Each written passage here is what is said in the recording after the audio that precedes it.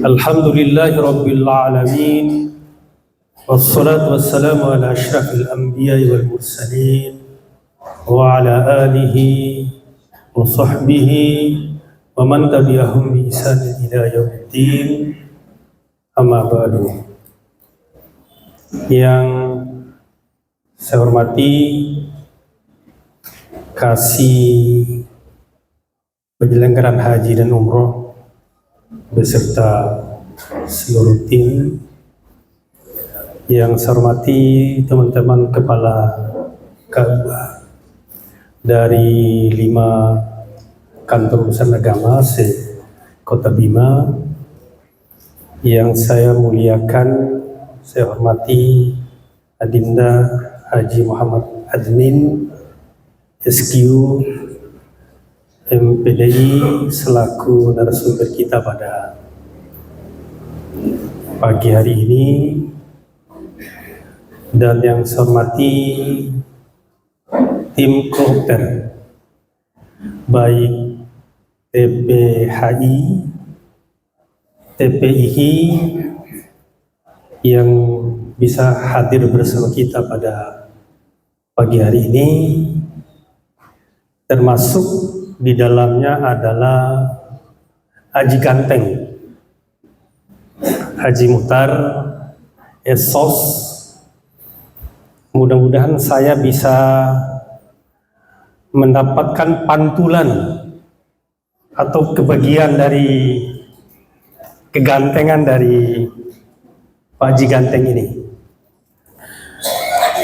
yang kami muliakan dan insya Allah akan dimuliakan oleh Allah Subhanahu wa Ta'ala, Bapak Ibu calon jamaah haji Duyufullah, Duyufur Rahman pada tahun 1445 Hijriah bertepatan dengan tahun 2024 Masehi. Alhamdulillah, dengan rahmat,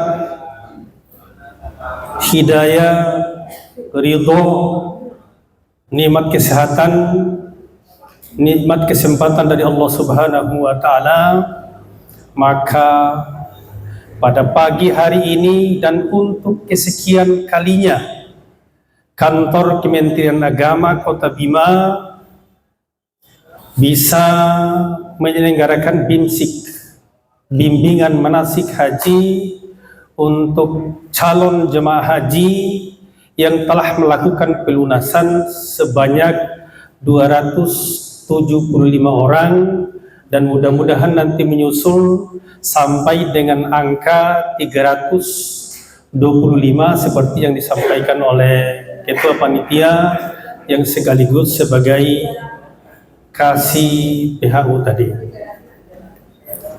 338, amin.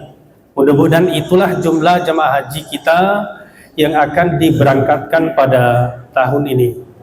Lamada Kaso diberi judul materi oleh panitia terkait dengan kebijakan pemerintah Indonesia tentang penyelenggaraan haji dan umroh.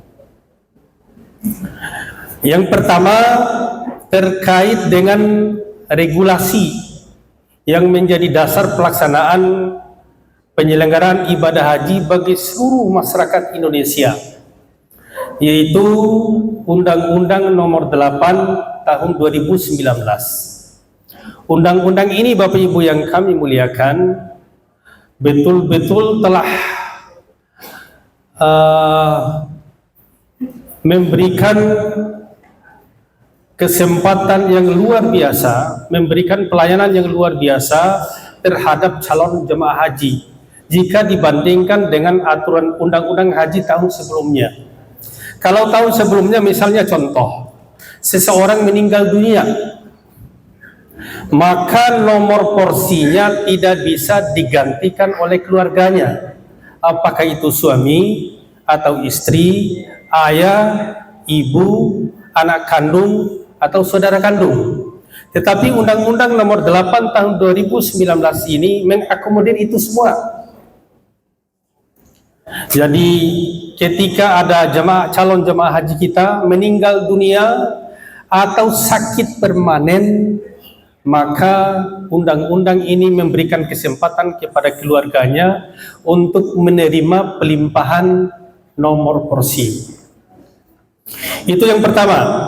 Yang kedua terkait dengan kuota haji kita. Jadi kuota haji kita, kalau kuota haji tetap yang diberikan oleh pemerintah Arab Saudi sebanyak 221.000. Itu juga yang didapatkan pada tahun 2023 yang lalu. Masih sama, tahun ini juga kita mendapatkan kuota haji reguler dan haji khusus sebanyak 221 kuota haji yang dirinci dengan, kemudian ada tambahan, nanti ada tambahan 20.000 lagi. Artinya kalau kita totalkan jumlah kuota haji Indonesia, dan itu yang tertinggi di seluruh dunia. Jadi jamaah haji Indonesia itu adalah jamaah haji peringkat pertama terbanyak di seluruh dunia. Maka tidak heran dimanapun tempat kita berada di Makkah dan Madinah nanti, yang paling banyak kelihatan itu jamaah haji dari Indonesia, karena kita yang terbanyak. Nomor 2 baru India, nomor 3 Pakistan, nomor 4 Mesir, Bangladesh, dan seterusnya. Maka sekali lagi kuota haji kita tahun ini 221.000 ditambah 20.000 menjadi 241.000 yang akan berangkat bersama Bapak Ibu di tahun ini. Dengan rincian sebagai berikut. Untuk jemaah haji reguler sebanyak 203.320 orang. Dirinci lagi yang reguler ini. Untuk kuota jemaah haji reguler sebanyak 190.887 orang. Lalu kuota haji jemaah reguler prioritas lansia. Jadi lansia itu ada kuota khususnya. Itu sebanyak 10.166 orang. Dan kita tahun ini kalau nggak salah kita mendapatkan jatah 5 orang dari 10.666 orang itu. Kemudian untuk pembimbing ibadah sebanyak 685 orang. Kuota haji daerah sebanyak 1.572 orang. Kemudian terkait dengan pelunasan Bapak Ibu yang dirahmati Allah Subhanahu wa taala, yang bisa melakukan pelunasan itu, yang pertama, masuk alokasi kuota keberangkatan pada musim haji tahun berjalan. Artinya tahun ini. Yang tahun ini yang berhak untuk mendapatkan kuota alokasi pelunasan itu, keberangkatan itu adalah jamaah haji yang daftar pada bulan November 2011 sampai dengan jemaah haji yang mendaftar Maret 2012. Artinya setelah kita semua, Bapak Ibu semuanya menunggu selama 12 tahun. Tapi itu masih lumayan singkat Bapak Ibu semuanya. Yang daftar tahun ini nanti baru bisa berangkat 30-an tahun yang akan datang. Jadi beruntunglah Bapak Ibu semuanya daftar di November 2011 dan Maret di 2012 sehingga mendapatkan kesempatan berangkat tahun ini. Lalu persyaratan kedua, berusia paling rendah 18 tahun. Ada kemarin jemaah haji kita datang melapor suaminya berhalangan untuk berangkat, ada sakit permanen, sehingga dia mau melimpahkan nomor porsinya ke anak kandungnya. Setelah kita proses, ternyata anak kandungnya itu belum berusia 18 tahun. Sehingga dengan terpaksa kita minta pilihan kepada jemaah haji yang bersangkutan. Apakah ibu berangkat sendiri tahun ini atau tunda keberangkatan bersama anaknya di tahun 2025 setelah anaknya berusia 18 tahun. Akhirnya beliau memilih tunda keberangkatan daripada berangkat sendiri. Beliau bersabar untuk berangkat tahun depan bersama putrinya. Lalu persyaratan yang ketiga adalah memenuhi persyaratan kesehatan atau kita kenal dengan istilah istitoah. Mudah-mudahan dari 338 orang yang akan diberangkatkan pada tahun ini, tidak ada satupun jamaah haji kita yang terhalang karena istitoah. Maka Bapak Ibu, banyaklah berdoa, kemudian latih fisiknya, sehingga nanti pada pertengahan Juni saat diberangkatkan kita dari Kota Bima menuju embarkasi Lombok menuju Jeddah, kita dalam keadaan sehat walafiat dan tetap dalam keadaan istitoah. Kemudian belum pernah menunaikan ibadah haji atau sudah pernah menunaikan ibadah haji paling singkat 10 tahun. Misalnya contoh, Mada melaksanakan ibadah haji pada tahun 2018, maka baru bisa daftar untuk haji lagi nanti di 2028. Baru daftar, belum daftar tunggu. Jadi butuh 10 tahun dulu setelah pulang dari naik haji baru bisa daftar lagi. Kenapa ini diterapkan oleh pemerintah? Supaya ada pemerataan. Jangan karena hanya mereka punya uang banyak bisa haji berkali-kali sementara yang lainnya tidak. Jadi pemerintah batasi dengan aturan ini. Baru boleh daftar lagi untuk menunaikan ibadah haji setelah 10 tahun dia pulang dari pelaksanaan ibadah haji. Kemudian yang selanjutnya Bapak Ibu yang dirahmati Allah Subhanahu wa taala, biaya penyelenggaraan ibadah haji, terutama haji reguler. Berapa biayanya Bapak Ibu per orang untuk tahun ini? Sebanyak 95 juta 995.002 rupiah. Yang Bapak Ibu tanggung hanya berapa?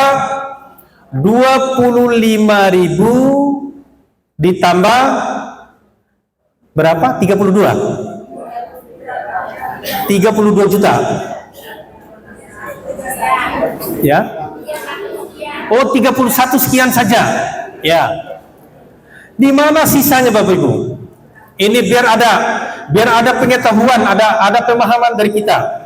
Sesungguhnya biaya jamaah haji Indonesia untuk embarkasi Lombok 96 juta lah kalau kita bulatkan.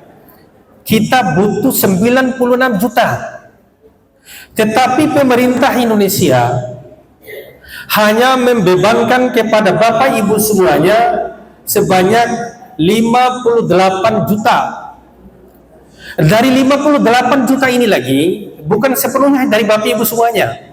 Ada 1.700.000 dari nilai manfaat yang diberikan masuk secara otomatis ke rekening Bapak Ibu semuanya. Lalu berapa ditanggung oleh BPKH, Badan Pengelola Keuangan Haji Indonesia? 47 juta Rp400.500. Sehingga terpenuhilah angka lebih kurang 96 juta itu Bapak Ibu semuanya. Kalau Pak Kabak yang sekarang sebagai PHD, maka beliau harus membayar 96 juta itu. Tidak boleh kurang. Dan sebesar itulah mestinya uang yang disetorkan oleh kita semua. Mengapa 48 juta 100 itu bisa dibebankan ke BPKH? Itulah nilai manfaat dari uang yang kita simpan selama 12 tahun itu. Walaupun kita deposito 10 tahun sekalipun, 20 tahun sekalipun, tidak akan mencapai angka itu. Berapa sih dapat deposito kita kalau kita deposito 100 juta, apalagi hanya sekitar 25 juta, itu kecil nilainya Bapak Ibu. Inilah yang harus kita syukuri. Kita hanya dibebankan oleh pemerintah 58 juta 600 sekian ribu kepada setiap jemaah haji yang ada di embarkasi Lombok. Dari 58 juta itu Bapak Ibu digunakan untuk apa saja? Penerbangan haji. Jadi terbang kita dari Lombok ke Jeddah, lalu dari Madinah ke Lombok itu diambil dari uang senilai 58 juta itu. Lalu akomodasi di Makkah, biaya penginapan kita baik di Makkah maupun di Madinah.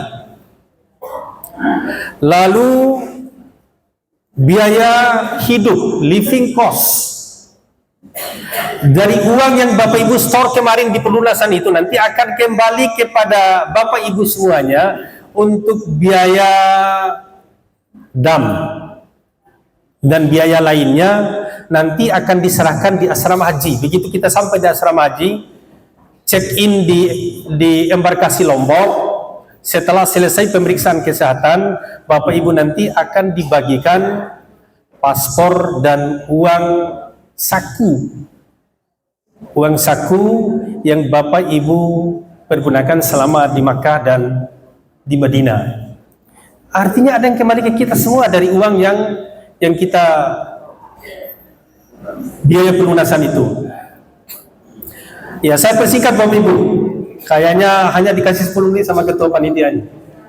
Kemudian biaya pendaftaran. Apa terkait dengan pendaftaran?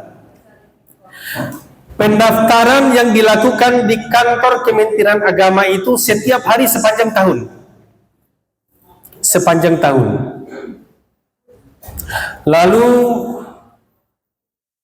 ada layanan elektronik melalui aplikasi pendaftaran haji. Jadi masyarakat yang tidak dapat melakukan pendaftaran haji, masyarakat tidak dapat melakukan pendaftaran haji apabila yang bersangkutan masih berstatus daftar tunggu. Misalnya dia daftar di April 2024 ini, 2012, maka di masa tunggu itu walaupun berapa puluh tahun masa tunggunya, dia belum bisa daftar lagi. Lalu pernah menunaikan ibadah haji dalam jangka waktu paling singkat 10 tahun seperti yang Mada jelaskan tadi. Sekarang terkait dengan pembatalan. Yang pertama karena meninggal dunia dan nomor porsinya tidak dilimpahkan ke ahli warisnya, maka secara otomatis pendaftaran itu menjadi batal. Yang kedua, membatalkan pendaftarannya. Dan ada di antara kita yang batalkan pendaftaran, tidak sabar menunggu, lalu ditarik kembali uang 25 juta untuk setoran awal itu. Rugi Bapak Ibu. Mohon kasih tahu keluarga kita. Jangan sampai ada kasus begini. Ada kasus kalau nggak salah warga Rapangudu, entah Rapangudu berapa, karena sakit dia tarik kembali setoran awalnya. Lalu beberapa tahun kemudian dia sehat kembali. Dan usulan pembatalannya sudah masuk di sistem dan tidak bisa dibatalkan lagi. Jadi tolong betul ini dikasih tahu ke keluarga, sabar menunggu. Bukankah Bapak Ibu, ketika kita melakukan pendaftaran haji, menyetor 25 juta untuk buktiran setoran awal untuk mendapatkan nomor porsi, bukankah pada saat itu kita sudah mendapatkan pahala haji? Jangan kita batalkan pahala haji kita lantaran menarik kembali uang 25 juta itu. Hilang pahala hajinya. Qadarullah, sampai dengan daftar tunggu beliau meninggal dunia, maka yang bersangkutan sudah tercatat sebagai orang yang melaksanakan ibadah haji. Karena sudah ada niatnya, sudah ada ikhtiarnya, walaupun belum sampai di Makkah dan Madinah. Lalu terkait dengan pelimpahan. Pelimpahan porsi jamaah haji reguler sakit permanen atau meninggal dunia sebelum berangkat dapat dilimpahkan kepada suami, istri, ayah, ibu, anak kandung, dan saudara kandung. Tidak boleh anak tiri, tidak boleh saudara tiri, tidak boleh mertua. Lansia, prioritas kuota kepada jamaah haji reguler lanjut usia adalah yang berusia paling rendah 65 tahun. Tetapi jangan kita berpikir saat ini usia kita sudah 65 tahun, tetapi belum waktunya untuk berangkat, lantas kita memaksakan diri berangkat. Tidak boleh. Karena bisa jadi di atas 65 tahun itu masih banyak yang nunggu. Jadi walaupun saat ini ada keluarga kita sudah berumur 65 tahun, belum otomatis dia bisa berangkat bersama Bapak Ibu pada tahun ini. Kenapa?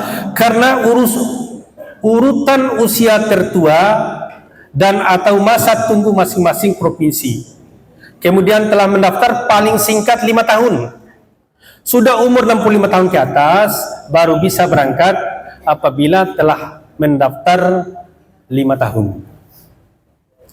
Kemudian pendamping lansia, dan ini yang banyak sekali yang mengajukan. Hampir setiap hari masuk ke kita permohonan pendamping lansia. Apa persyaratannya agar bisa menjadi pendamping lansia? Pertama, memiliki hubungan keluarga sebagai anak kandung atau menantu. Yang sini menantu bisa masuk. Kalau mertuanya berangkat haji, tapi dalam keadaan uzur, keadaan lansia, lanjut usia, maka menantunya yang sudah daftar 5 tahun yang lalu, dia bisa mengajukan diri untuk mendampingi mertuanya. Yang kedua, telah mendaftar paling singkat 5 tahun tadi.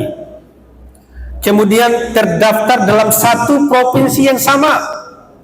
Jadi harus berasal dari Nusa Tenggara Barat, tidak dari provinsi lain. Lalu terkait dengan penggabungan mahram. Misalnya ada keluarga kita tahun ini suaminya berangkat, istrinya belum. Kalau istrinya sudah daftar 5 tahun, maka suaminya bisa mengajukan istrinya untuk sebagai mahram. Atau istrinya berangkat, suaminya belum berangkat, maka istrinya bisa mengajukan suaminya sebagai mahramnya. Tetapi sekali lagi aturannya minimal dia sudah mendaftar 5 tahun yang lalu. Lalu layanan untuk penyandang disabilitas. Apa kriteria disabilitas itu Bapak Ibu? Mengalami keterbatasan fisik, mental, intelektual, dan atau sensorik yang dibuktikan dengan keterangan dokter. Yang kedua, telah terdaftar paling singkat 5 tahun sebelum keberangkatan jemaah haji. Maka yang bersangkutan bisa ini pengecualiannya bisa diberangkatkan lebih awal untuk penyandang disabilitas. Kemudian ada pendamping jamaah haji reguler penyandang disabilitas. Jadi di samping dia bisa berangkat lebih awal, dia juga diberikan pendamping yang memiliki hubungan keluarga sebagai suami, istri, anak kandung, saudara kandung, dan atau menantu. Telah mendaftar paling singkat 5 tahun. Terdaftar dalam satu provinsi. Nah, sekarang terkait dengan kewajiban pemerintah kepada calon jemaah haji Indonesia. Kalau kewajiban pemerintah ini terangkum dalam 3 poin: bimbingan, pelayanan, perlindungan. Bimbingannya seperti apa? BIMSIK ini bagian dari kewajiban pemerintah kepada seluruh jemaah haji Indonesia.